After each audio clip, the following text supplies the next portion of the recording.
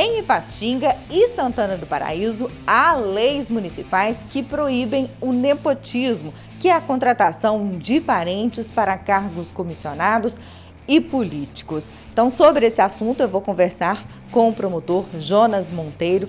Promotor, então nessas 3 cidades, Ipatinga, Santana do Paraíso e Ipaba, foi verificado que havia casos de nepotismo esse ano, né? Perfeitamente. Nas 3 cidades, né, da nossa região de atuação dessa promotoria, 10ª, foram verificados casos de nomeações contrárias, né, à Constituição, contrárias ao ordenamento, ou seja, de parentes para cargos comissionados, seja no âmbito das câmaras municipais ou das prefeituras. E isso chegou para vocês até como denúncia, né? Isso. O Ministério Público tem um instrumento muito interessante que é a ouvidoria no site, né? Então as pessoas têm se utilizado bastante, qualquer um pode se utilizar, ir no site e fazer uma denúncia de algum fato ilícito ou que está equivocado, e a pessoa pode ou não se identificar. Se a pessoa não se identificar, ela é totalmente preservar a identidade, nem nós ficamos sabendo. Então, vieram esses casos, né, via ouvidoria, né? Todos os municípios foram mais de um caso registrado. E diante desses vários casos, o Ministério Público entendeu que era o caso de expedir uma recomendação, que é um aviso, que é um esclarecimento, né, aos chefes, aos prefeitos e aos vereadores, presidentes das câmaras, no sentido de esclarecer a vedação, né, que é de nomear parentes até o 3º grau, sendo que em Ipatinga até o 4º, por conta da lei municipal, e que essa prática, ela constitui, então, uma prática de nepotismo, e uma vez que eles estão agora expressamente avisados, né, e cientificados, próximas nomeações contrárias, né, em descumprimento, o Ministério Público tomará medidas judiciais, que poderão envolver eventual ajuizamento de ação de improbidade ou até mesmo ajuizamento de ação penal com base na lei, no Decreto-Lei 201.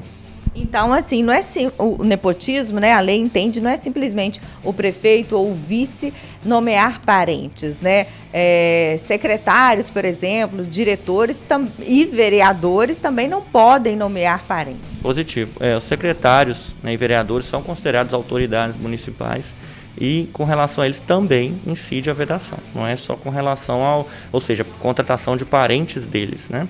Não é só em relação ao prefeito e ao vice, né? Também abrange vereadores, também abrange os secretários municipais. E em relação a essa questão da recomendação, antes mesmo da recomendação, né, vocês já entraram em contato com as prefeituras, né, exigindo informações, vocês já tiveram resposta se depois disso houve exoneração, se essas pessoas continuam no cargo? Isso, todos esses casos da ouvidoria, o Ministério Público tem um procedimento padrão, que é a instauração de notícia de fato, e é enviado ofício para que eles prestem informações e esclarecimentos acerca do tema. Em todos esses casos, as prefeituras e câmaras exoneraram as pessoas, né, os fatos que ocorreram esse ano.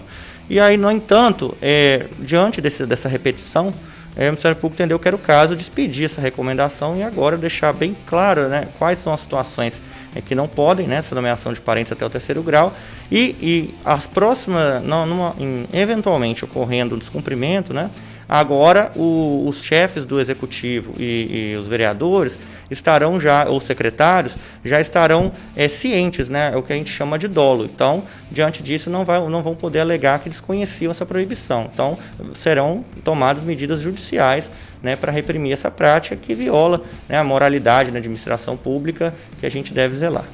Porque não é só também uma questão assim de ser imoral, né? Porque pode haver um prejuízo à administração, né, ao dinheiro público, a contratação errônea, né, de pessoas para esses cargos importantes. Com certeza, né? E não é nem um juízo de valor só acerca da pessoa, mas a administração pública ela tem princípios rígidos de impessoalidade, de moralidade, é diferente de uma empresa particular.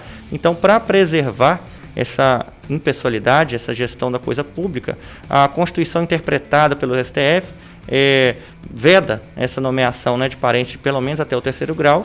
Isso deve ser respeitado e observado, né, nas 3 esferas. A gente tem que quebrar, né, uma cultura assim, de patrimonialismo que existia no Brasil antigamente, e estabelecer uma cultura, né, de respeito à coisa pública, e isso passa sim por essa vedação à mistura, né, da vida privada à contratação de parentes na administração pública. Muito obrigada, promotor, pelos esclarecimentos. Então, Vanessa Peixoto, do Vale do Aço, para o Alterosa Alerta.